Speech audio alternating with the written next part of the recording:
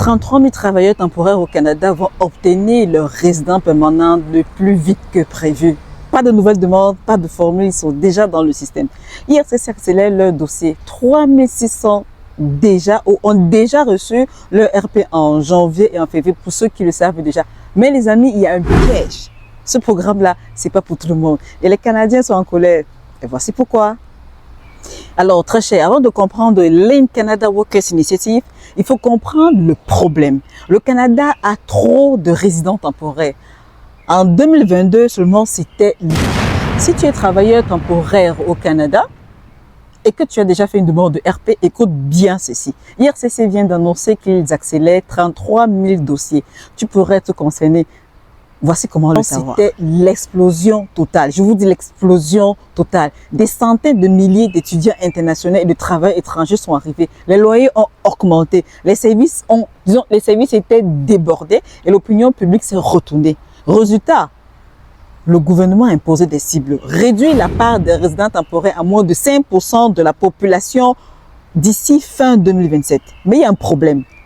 Parmi ces résidents temporaires, il y a des travailleurs qui sont au Canada depuis des années, qui travaillent dans des petites communautés, qui ont des racines, qui ont des enfants à l'école et leur demande de RP est coincée dans l'inventaire d'IRCC.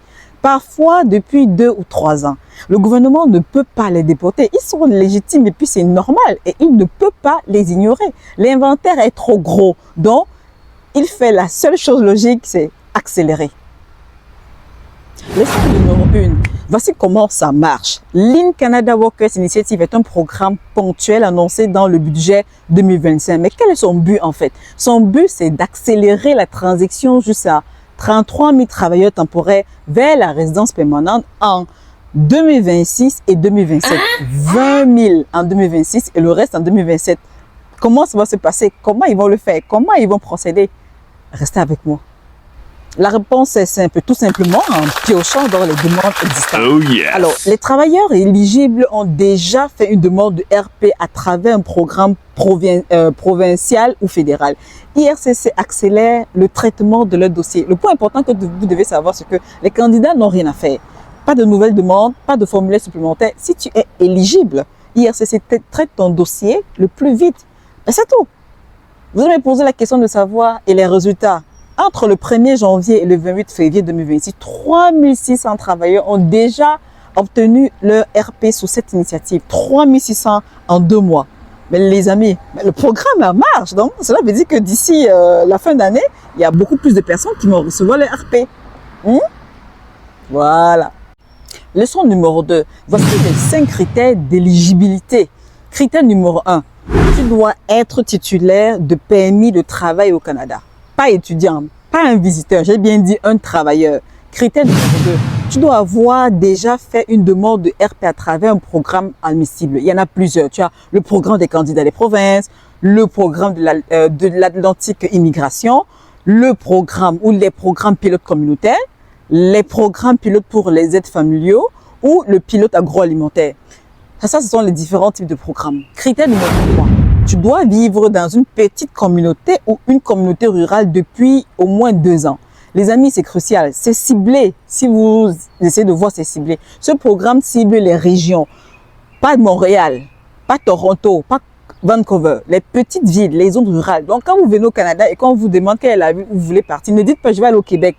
Allez dans les zones où on va facilement vous donner la résidence permanente. Ceux qui sont wise vont comprendre. Critère numéro 4, ta demande de RP doit être déjà dans l'inventaire d'IRCC. Ça veut dire quoi? Ça veut dire que si tu n'as pas encore fait de demande, ce programme ne s'applique pas à toi. Donc ne rêve même pas. Critère numéro 5, tu ne dois rien faire de mal. Pas de fraude, pas de mauvaise présentation, fréquentation. Ton dossier doit être clean, comme l'eau de roche. Mais les amis, pourquoi le gouvernement fait ça? Pourquoi accélérer 33 000 dossiers en plein débat sur l'immigration? La réponse est simple, la réponse est économique tout simplement. Leçon numéro 3. La raison pour laquelle le Canada accélère ses dossiers, c'est pas par bonté d'âme, ok? C'est parce que les communautés manquent de travailleurs désespérément.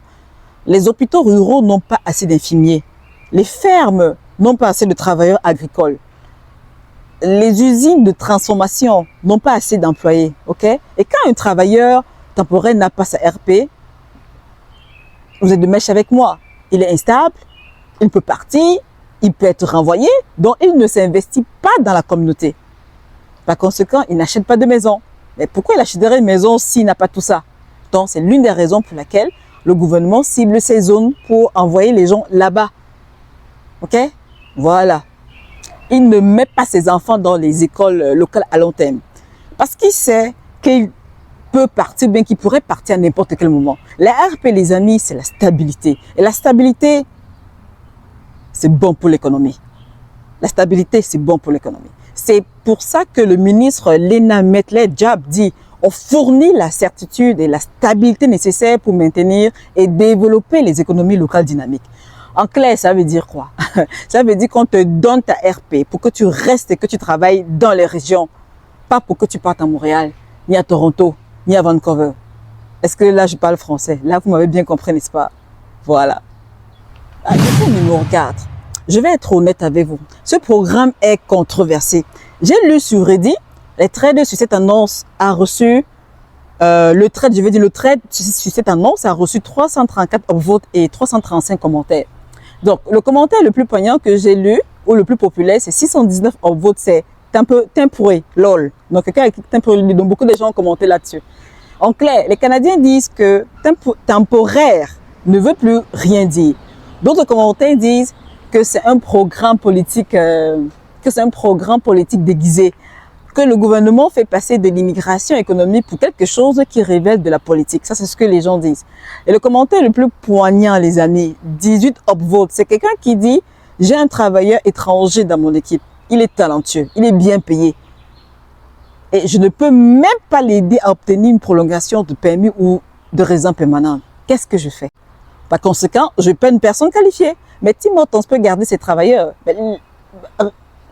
Écoutez, les amis, c'est ça, c'est de la triste réalité, ok? Mais le système est injuste, ça, on le sait. Ce programme accélère les dossiers ruraux. Mais les travailleurs qualifiés dans les grandes villes, eux, ils attendent toujours.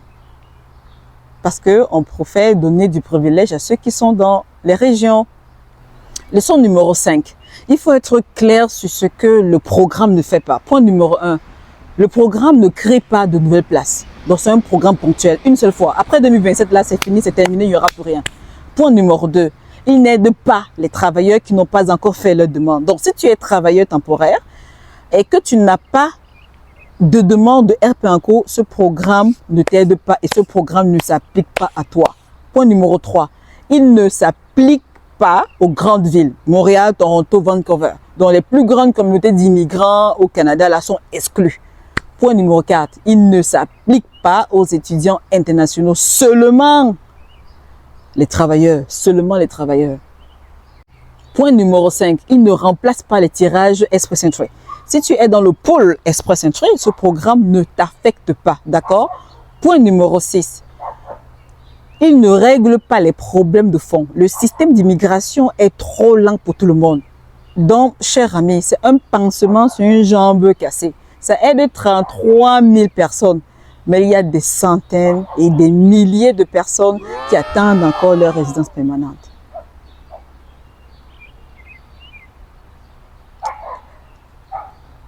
En tout cas, je voulais dire quelque chose, mais je ne le dis pas. Leçon numéro 6.